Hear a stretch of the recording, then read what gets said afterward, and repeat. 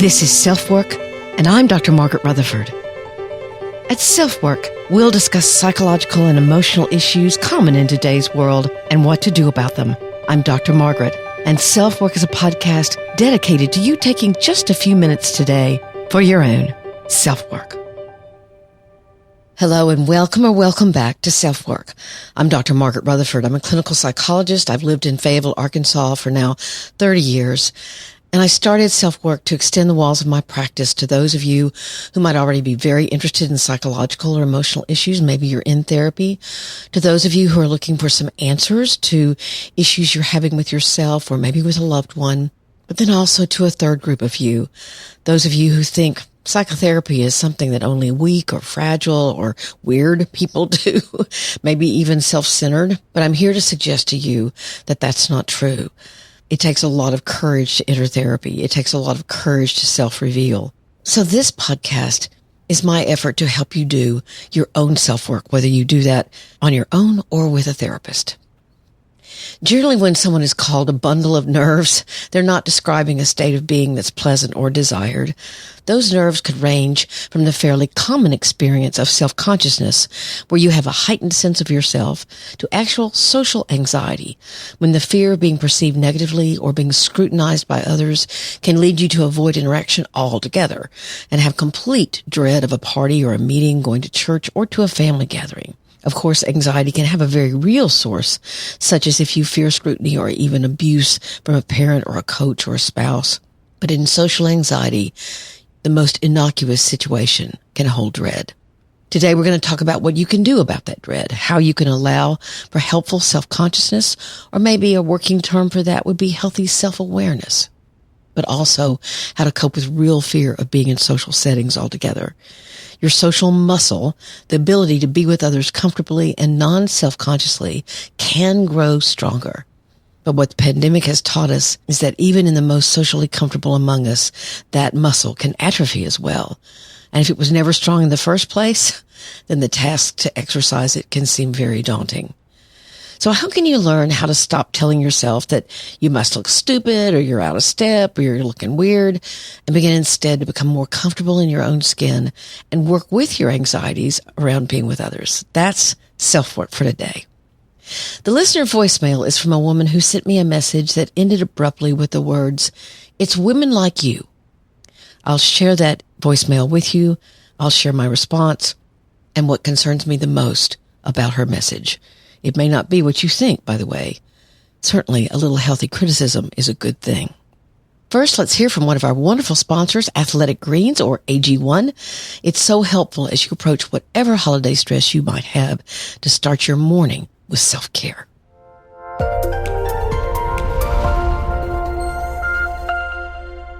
Our partner, AG1, has a product I use every day.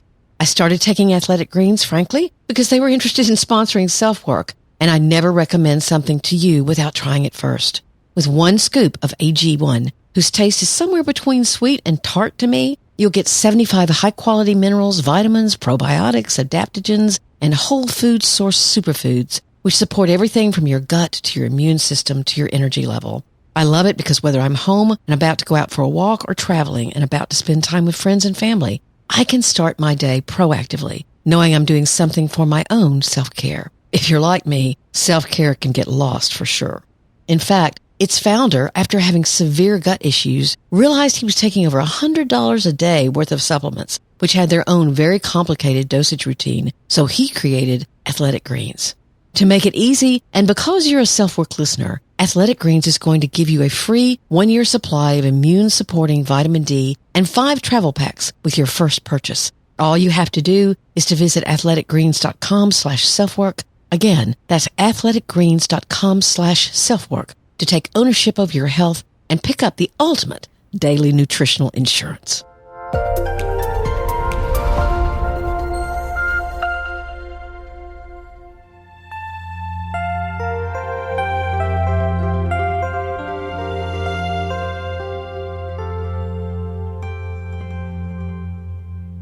I've recently been involved with the free app MealMind. What's MealMind?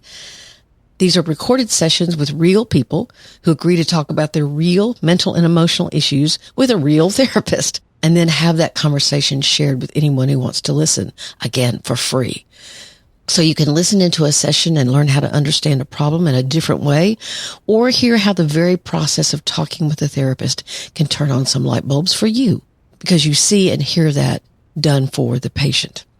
And that perspective can hopefully lead you to feel more hopeful and not so stuck in your own problem. I'd recommend the app highly, by the way. I think their sessions are helpful to hear and experience, and like I say, they're free. I don't think my sessions or my recordings are going to be available quite yet, but I'll let you know when they are. Anyway, to my point. The young man that I worked with, let's call him David, a husband and father of 2 kids, entered the session talking about his anxiety growing as his children were becoming more rambunctious and had minds of their own, and frankly wanted to do activities outside of the home and with their friends. He spoke about an intense shame of how he'd become irritable and even angry when things seemed out of control for him, when the more rational part of him realized that his kids' ideas and requests were quite normal. Wanting to have a play date with a friend was fine. It was his response that wasn't healthy, and he was filled with self-loathing because of it.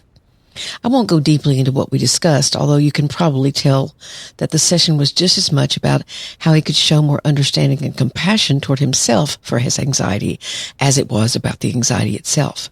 It had likely been born from an earlier situation where he had very little control and had developed fears of not being in control, or he needed things to be orderly so he could know what was coming, so he could be prepared.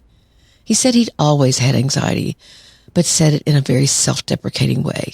There was a lot for us to work on. I've seen so many people that struggle with both extreme self-consciousness. Please note that that's very different from self-centeredness, which is when you consider or experience something, your first reaction is to think about how it's going to affect you. I liked the distinction that Psychology Today's Tara Well made. She discussed self-consciousness when it becomes severe as self-awareness on steroids. Those are my words. She divides self-awareness into 2 categories. These are interesting. First, internal self-awareness, like knowing when you're internally getting angry or when you're hungry even. That's internal self-awareness. And then there's external self-awareness, when you're aware of how you may be being perceived. Of course, this could also be totally off. The greater your internal self-awareness grows, the more likely, she says, you can become internally self-conscious, meaning you can ruminate for hours or days about something, what you want to do, what to wear to a party, what you should text back to someone. So that's internal self-consciousness. If you tend to be more externally self-aware, again, she's sort of talking about this relationship between self-awareness becoming self-consciousness. So if you tend to be more externally self-aware, then you can start fearing others' judgment and try to avoid any attention on you, or in the worst case, develop social anxiety. Many of you know I have experienced a form of social anxiety called performance anxiety, and I don't have to be on a stage to feel it. Let's say I'm at a committee meeting where the chair of the committee is going around the table asking each one of us to introduce ourselves. It used to be that my heart would start racing. My internal self-awareness was going nuts with questions about what should I say? Should I try to be funny? And on and on. My external self-awareness was wondering if my shakiness shows. Now, I've found ways to manage this performance anxiety through the years by trying to stay very externally focused, jotting down the names of the people around the table, for example, and something about them, rather than nervously awaiting my turn. The whole thing seems very self-centered, doesn't it? But that's anxiety for you. The focus is so hard to shift outward when your body is sending you signals to get the heck out of there. But I'd like to dive a little bit into how the pandemic affected anxiety. But before that, let's hear from Ozark Mountain Medicine, a product that I use when my own stress and anxiety is making my neck feel like concrete. And I hope you'll try it too as we enter another holiday season. Diagnosed with degenerative disc in my back when I was in my 20s, I've long been a seeker of alternative ways to help reduce inflammation. And I can't believe that the best product I've ever found is produced here in Northwest Arkansas. Ozark Mountain Medicine, located on a small boutique farm in the Ozark Mountains under the careful watch of CBD guru Bill Morgan, is a grassroots operation which produces some of the highest quality CBD available on the market. Unlike marijuana, which contains THC, which is what makes it mood-altering, CBD isn't the same and is legal in all states. Ozark Mountain Medicine's products contain at least 16 varieties of hemp, where other CBD products may use only one. Think of it as a healing gumbo for your joint and muscle aches, and you've got the picture. What's most important to me and to you is that it works. I've been told at least 3 times in my life that I needed to be reassessed for back surgery, and 3 times I've kept walking, getting massages, and for the last 3 years, steadfastly using this product. You can take it orally in tincture form, or calming salves are available, which is what I prefer. The other benefits of taking it include immune support, increased relaxation, reduced anxiety, and improved sleep. So here's their fabulous offer for SelfWork listeners. All you have to do is use this promo link, ozarkmountainmedicine.com/selfwork, and you'll receive 10% off your order. I never suggest a product to you that I haven't used myself, and I reap this one's benefits each and every day. That code again is ozarkmountainmedicine.com/selfwork. Sometimes the best solutions are right under your nose. So try a bit of Ozark Mountain Medicine CBD and see for yourself. Now let's talk about the effect of the pandemic on social anxiety. There's a wonderful article on this topic in the New York Times, which will be in your show notes, and it tells a story of several, especially younger people, 13 to 25. It's at that age where you begin to hone that social muscle we talked about in the intro, and the pandemic put a huge halt to that. So if you're having a harder time learning to chit-chat or make small talk, or you want to have a drink or vape or whatever your particular escape route is before you go out, you're far from alone. There's even a slang term for it in college. It's called pre-gaming or pre-drinking, where before a sporting event or a party, people get together to party before the party.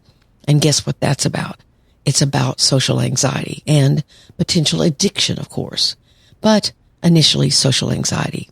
When you do this, maybe extreme self-consciousness magically seems to go away. But the problem is obviously that the only skill you learn is that by drinking, you can feel less anxious. But then after the party, you realize that you haven't strengthened your own social muscle. All you've done is strengthened your habit of drinking to handle social anxiety. The article includes a story about a young woman who'd been successfully strengthening that muscle, and then the pandemic hit. Her name is Lauren. She'd gone from being afraid of tripping while throwing out the trash, again, sort of looking foolish in public or even in just her neighborhood, to getting comfortable with dining by herself at restaurants. And that's a form of exposure therapy, which we'll talk about in a second. And then in January 2020, she even managed to read her poetry at an open mic night. More than a year later, she's still trying to push herself to arrive at that level again. And she says, I feel like I've taken a couple of steps back, but I don't want to stay within the 4 walls of my house forever because that's only going to make the social anxiety worse. She's a very wise lady. So for a minute, let's go back to David, the young man I met through MealMind. What I heard in his description of his anxiety was a huge component of shame. I rationally know the things that my kids ask me to do are normal parent-father things, and I hate that I'm afraid or anxious. So that's the first step in growing that social muscle. Stop shaming yourself for it. There's probably a really good reason it exists if we go back and try to trace when it began. Or maybe it's a genetic tendency. Maybe your mother was worried constantly or your dad had OCD. So then anxiety, just like depression, can be learned. Let me repeat that. Anxiety can be learned. Let's use a former client named Ramona as an example. Ramona's mom had had terrible either PTSD or perhaps even she was somewhat paranoid, but she was highly distrustful of others and startled quite easily. In fact, she had responses that were highly dramatic to what were normal things that happened at the home. For example, if someone knocked on their back door, Ramona's mom taught her kids to hit the floor as if they were in imminent danger. Now, this was 30 years ago as a context. I realize now that our sense of protectiveness is heightened for many reasons. But maybe it was the postman or some kid selling candy for her school. And so what was a fairly normal thing to happen had this aura of danger. When I saw Ramona, she was a med student. It was so fascinating because as long as she had on her white coat, she did great. She was the doctor. But at home, she had to fight the urge to hit the floor whenever anything happened that was unexpected. She couldn't walk to her mailbox. And when I met her, she was afraid of becoming agoraphobic, meaning being afraid of leaving her home. Even maybe her white coat was losing its power. Gradually, we worked on the fact that the power was not her white coat, but her mindset in the white coat. Her focus was very different. Her expectations of herself and her environment were different. And we worked on her shame. How can someone who's a doctor be afraid of getting the mail? Shame wasn't helpful. Self-acceptance was the key. And then working bit by bit, just like Lauren had done, to challenge her fears one by one. So that's the first step. Realizing how much shame you're carrying around as you say things to yourself like, I'm so stupid to worry about this, or I hate that I feel this way. Remember, acceptance doesn't imply resignation. It only implies that you are clear and you can tolerate knowing that you are anxious, maybe even knowing how it got started, or maybe not. Shame will tell you you're a bad or inferior person because your anxiety exists. You have to challenge and then let go of that belief. For example, when I commented to David, does it feel that you need to know what's about to happen, that you need order? His eyes got misty. And then I said, maybe that's where some of your anxiety comes from. Something has made you feel that way. And he shook his head in agreement, not able to talk for a second. That's when I saw him let go of a little shame. The second thing I suggested to him is that he talk to his family about his anxiety. You want to do it clearly, in an age-appropriate way, but then you want to describe your nervousness or your anxiety. I suggested to him that he talk to his kids about what anxiety felt like to him. Maybe they feel it too sometimes. So if you're transparent about your anxiety and the current fact that sometimes it sneaks up on you, then that very transparency can alleviate any leftover shame and make it something that you and your loved ones can talk about. The Times article mentioned exposure therapy. That's when you choose on your own or with a therapist's guidance to expose yourself to the thing that you fear. So what does that look like? You want to begin to visualize something that gives you anxiety, or you want to take very small steps to begin to learn how to tolerate it more. For example, if you dread the grocery store, which I tell you, many people do. I've had lots of people tell me they go shopping at 1:00 in the morning so they don't have to see people. So if you dread going to the grocery store, then first just go park in the parking lot. Watch the people going in and out. Don't judge yourself. All of those people don't have any problem walking to the grocery store. No, actually see those people. Maybe two of them are arguing. Maybe a mom looks really tired. Notice others and stop thinking you're the only one who's struggling. We all struggle. It's just yours happens to be going to the grocery store. Okay. Then you take it one step further and you go sit on a bench by the entrance to the grocery store. Or you go into the store and come immediately out. But I'll look stupid, you might say. My answer to that? One person may notice you for a second, but then they're back thinking about themselves. Transparency and self-acceptance can help lead you to trying to work with your fears. Just be honest. I have anxiety. Okay, it doesn't define me. The third step is to realize the direction that anxiety inherently leads you. Whatever makes you anxious offers a clear direction of what you can choose to learn. Wendy Suzuki, whose new book, Good Anxiety, I'm reading actually now, says, there's a gift of productivity that comes from anxiety. So often anxiety kind of shuts us down. We can't focus. However, here's a gift that can come from your anxiety, and that is the what if list that comes with your anxiety. What if I don't know the answer?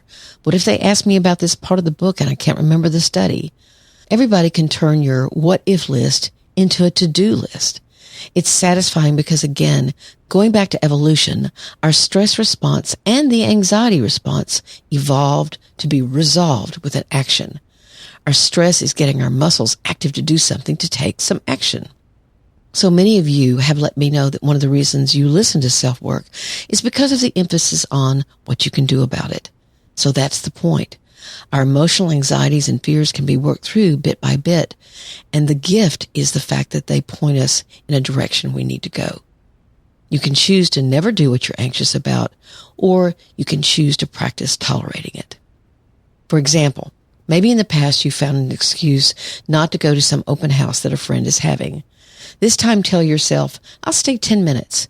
Then go and try to find in that 10 minutes the other person in the room that also looks uncomfortable. Don't worry, this usually isn't a problem.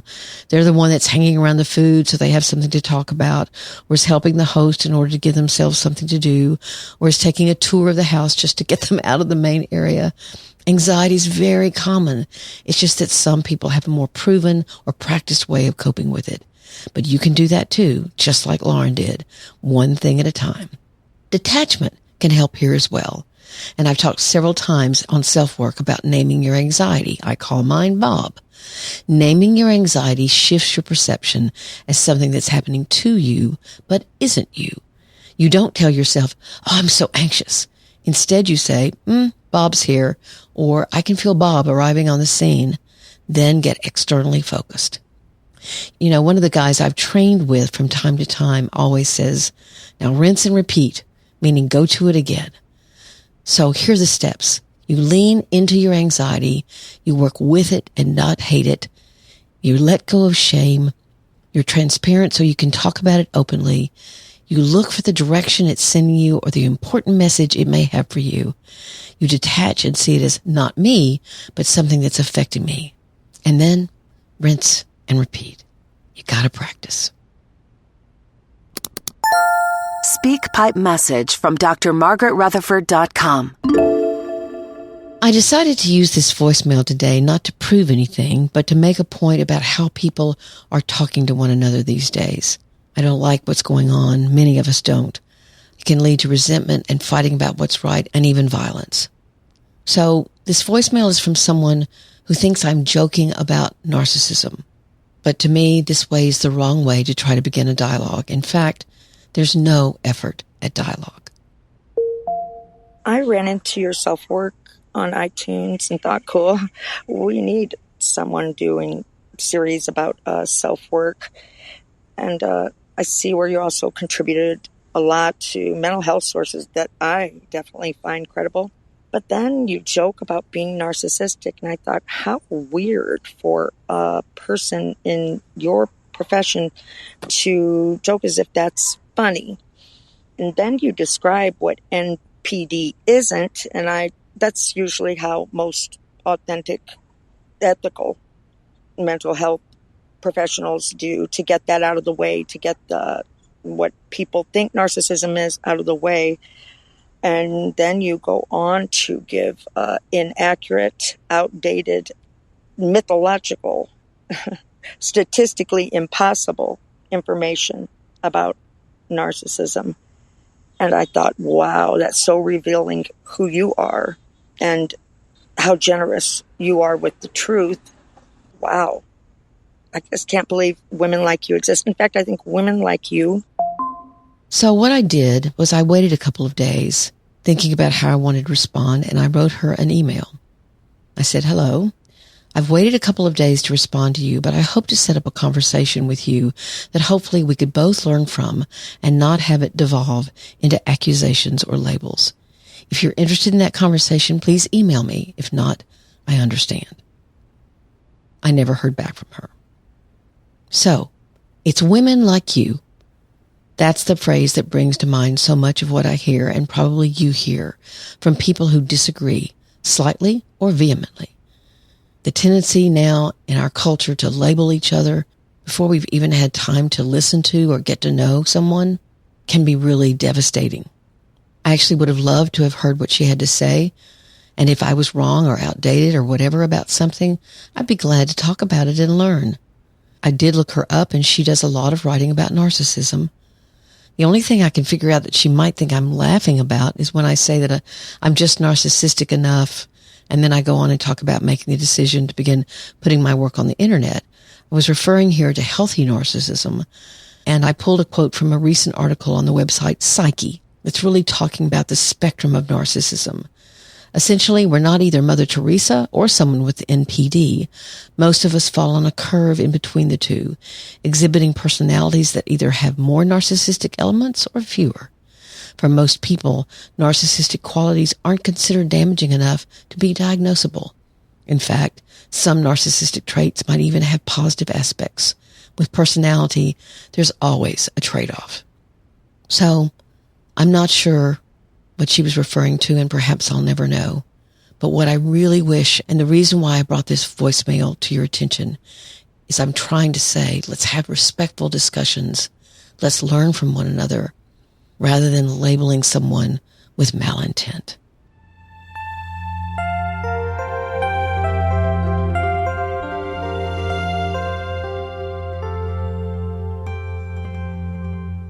Thank you so much for being here on this 313th episode of SelfWork.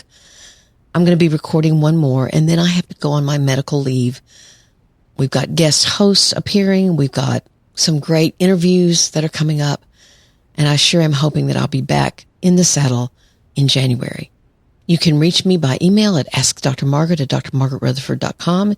You can subscribe to my website, or subscribe where you are, wherever you listen.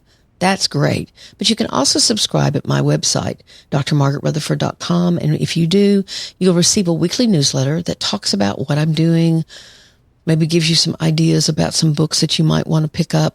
It's a weekly newsletter. I promise that's all. And you also can read my weekly blog post. So again, that's drmargaretrutherford.com. I have a Facebook group at facebook.com/groups/selfwork. And I'd love to have you there as well. So thank you for sharing your interest and your passion for self-work with your friends, with your neighbors. Please go out there and have respectful discourse and discussions with people that you don't agree with. You'll both learn, hopefully. Take very good care. I'm Dr. Margaret, and this has been SelfWork.